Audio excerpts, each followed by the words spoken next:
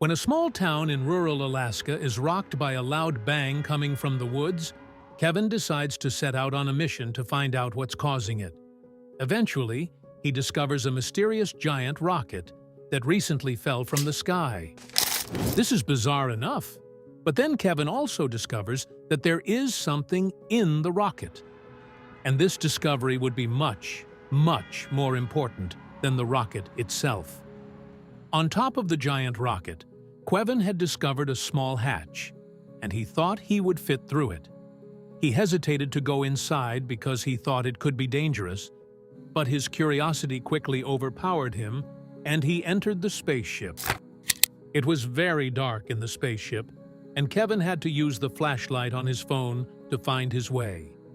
He made his way through narrow spaces and eventually found himself in a part of the rocket with a little more room. And then, Kevin saw it. Kevin couldn't believe his eyes and wasn't sure what to do next. He never expected to find himself in this situation, but what did Kevin find in the giant rocket? Why was the rocket here, and how did Kevin find it? When a small town in rural Alaska was rocked one night by a loud explosion from deep in the forest, the people were curious about what caused it, but too scared to look for it. Except Kevin, who really wanted to find the cause. He knew it was dangerous to go into the woods alone at this time of year. The cold was deadly at night without proper protection, and the animals were hungry and desperate. But since no one wanted to go with him, Kevin felt like he had no other choice. After a few days with no news of the origins of the explosion, Kevin made up his mind and began preparing for the expedition. But he knew he would probably have to go deeper into the forest than ever before to find what he was looking for. Kevin organized a week-long trip to find out what was causing this loud noise. He got his gear ready and started hiking the next morning. After a few days, Kevin was tired, all alone in the cold. He began to doubt his decision and thought about coming back. Kevin was living in a nightmare. The cold was so bad, especially at night. The bleak air made his bones very cold. It wasn't just the cold that kept him awake, but also the sounds he heard every night. The howling of the wolves, sniffing around his string, birds flying and croaking. Kevin didn't know it yet, but he was about to be rewarded for the risk he was taking. On the fourth day of his trip, something good happened to Kevin. After all, he found the first hints. This was really important, because from that moment on, it would be easiest to find out what the cause of the noise was. He stumbled upon random metal parts scattered all over the forest, and some were even hanging from the trees. Kevin understood that these metal parts hadn't been in this spot for very long, because no greenery grew over them at all. Kevin was very lucky to have found them at that time, as it is likely that these parts would be recovered by germination after a while. These parts could be the answer to the cause of the noise. Kevin had inspected them closely, but couldn't recognize any of them. All he could determine was that they looked expensive, even though they seemed to have a lot of damage. We also kept wondering where they could have come from. It seemed as if they had fallen from the sky. As he walked, he found more and more metal parts scattered here and there. He knew he was closer to the proof he had been looking for all those days. As he walked, his eyes suddenly caught something behind the trees, but it was hard to see because the sun reflected the object in his eyes. Kevin just left as if this was what he had been looking for since he had started his expedition in the woods. Even as he got closer, it was still hard to see what he was seeing. The only thing he was sure of was that it was absolutely huge. As he made his way through the last rows of trees, he finally saw it in all its glory. A gigantic space rocket had fallen from the sky. He didn't expect to find something like this, but he was really proud of himself and shocked at the same time. Kevin was so happy when he discovered the space rocket, and his heart raced. Even in his wildest dreams, he didn't expect to find a rocket. But this must have been the cause of the explosion he had found that night. He had finally found the answer. Kevin was now also very curious to explore the rocket, but he had no idea how dangerous it could be for him. After a moment's thought, he decided that he should take a closer look at the spacecraft because nothing had happened to it after it crashed to Earth. It had been here for almost a week now, and if this thing was going to blow up for whatever reason, it would have happened by now, he thought. It was a risk Kevin was willing to take. But was it also a risk Kevin would regret? Kevin started walking around the spaceship a few times. The strangest thing he noticed was that the spaceship wasn't as damaged as he had thought. It had probably crashed in the woods, but most of it was still in good condition. How is that possible? Also, if you have not done so already, please subscribe to our channel and click that notification bell to get inspired by these real-life stories every day. Now, back to the story. Kevin thought that maybe the treetops had slowed down the fall a bit, or that the rocket was made of such good materials that it could withstand this kind of impact. And then, there was another question that kept popping up in Kevin's mind. Kevin wondered if anyone else knew this rocket was here in the woods. Someone had to know, right? This thing was supposed to be worth millions of dollars and had just landed here. People had to be looking for it, or people should have already found it. But why hadn't they told the authorities? He tried to find clues on the outside of the rocket about who the missile belonged to. He searched for country flags or company logos, but couldn't find anything.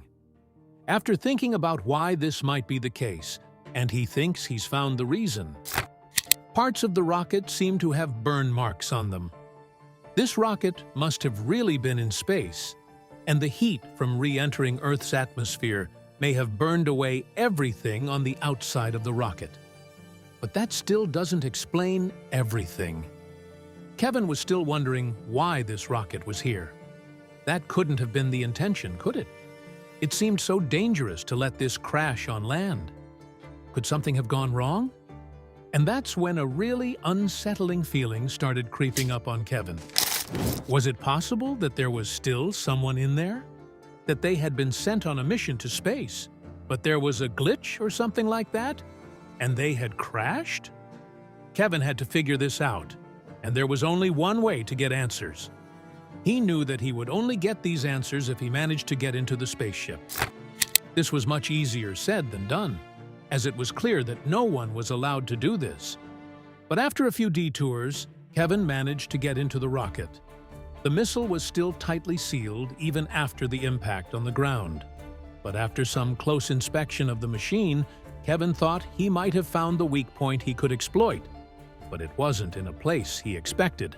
There was a small door at the back of the rocket that was still closed, but part of the door was bent open. And it's big enough for Kevin to maybe put something in there to create leverage and break it open even further. So he started looking for something to make this happen. A crowbar would be perfect for this, but of course Kevin doesn't just have it in his backpack. He's going to have to get creative, but luckily he already has an idea of how to pull this off. But that idea is not without risk, and Kevin had already taken a lot of that. There is still a lot of wreckage from the crash, so maybe there was something he could use. Kevin needs to find a piece that is long and strong enough not to break if he puts a lot of pressure on it. And it didn't take long for him to get it. A long steel pipe just fit into the open curved part of the assembly. Kevin got into position and started putting as much weight as he could on the end of the pipe, and scared. Finally, he had a way to get into the rocket. The door broke out and slammed open. Kevin fell backwards hard, but barely felt the pain. He became more and more curious, and now all he could concentrate on was what was inside the spaceship. This was the moment Kevin started to feel some nerves coming on. An hour ago, he was still looking for something special in the forest, and now he was about to enter a crashed rocket.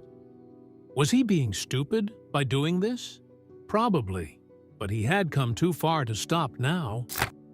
Carefully, he made his way through the small door frame to an equally small shaft that seemed to lead toward the top of the rocket ship. This was not going to be easy. How was he able to get into the rocket properly without falling? Kevin had a lot of trouble getting through the shaft. It was probably slightly more spacious in the original design of the rocket, but was completely squashed by the impact. And the sharp point that occasionally protruded from the wall didn't make crawling any easier either. But in the end, Kevin managed to make his way to the end of the shaft. While he was crawling, he also started to have some reservations. What if this piece of scrap suddenly caught fire or something? He had no idea what could happen inside. Was he potentially putting himself in grave danger? Probably, but Kevin was already far too far to turn around. He knew that behind the door at the end of the shaft were all the answers he would need, so he decided to go further into the rocket. Fortunately, this door was not locked. No one probably expected anyone to come through the first door. Kevin squeezed through the small hole and eventually got into a larger room. This is what he was looking for. He was amazed at what he saw. There was what looked like a kind of control center. It was much smaller than he expected for a rocket, and there wasn't even a chair. Has anyone really been launched into space in this? And if so, how did the astronaut live in this rocket? Kevin became more and more curious about everything. He began to look around and began to doubt more and more how this rocket had gotten into space. He was sure that no human had been here when it was launched, if it had been launched at all. He had also found information about the missile. Apparently, it was launched by the US because he found their flag in several places, but he had also found the name of the rocket. Kevin knew this would be the chance to find out who was in this rocket. Kevin quickly grabbed his phone but realized he didn't have any signal here. The walls of this rocket should not be very suitable for telephone frequencies. Unfortunately, Kevin had to leave the rocket to look at his phone. But how could he remember what he had found on the plane? He looked around and grabbed the sign with the name and model number from the control center. That way, he wouldn't forget it, and he would have something to remind him of this crazy day. Then he got out of the rocket to check his phone. He just had to look this up now, so he quickly Googled the model of the rocket. It took a long time for the information to load, as Kevin was still in the middle of an Alaskan forest. Slowly, the images started to load. The images that eventually came in showed the rocket that Kevin was standing in, and apparently, this was a very ordinary rocket. But he had a very specific goal that explained everything for Kevin. He was shocked to find out what the missile was used for. Apparently, this rocket was not used to transport humans to space, but satellites. There would never be anyone in this thing except perfecting the settings. Kevin couldn't believe what he was reading, but he read even more strange things. According to what he read online, these missiles often disappeared into the sea and were designed to cause as little damage as possible. But of course, if one landed on land, it had very different consequences. Back in town, Kevin called the local authorities to report his find and its exact location. They would try to get this information to the right person and thanked Kevin for his help. Kevin was curious if he would ever hear from the authorities about this missile. Days later, Kevin received a call from a representative of the US government who asked him if he had been in the rocket. Kevin thought about it, but finally decided to be honest. He got an answer he didn't expect. Fortunately, this was appreciated and was not a big deal, unless he destroyed the rocket considerably. Of course, this was not the case, and as a thank you for finding the rocket, Kevin received a decent financial reward.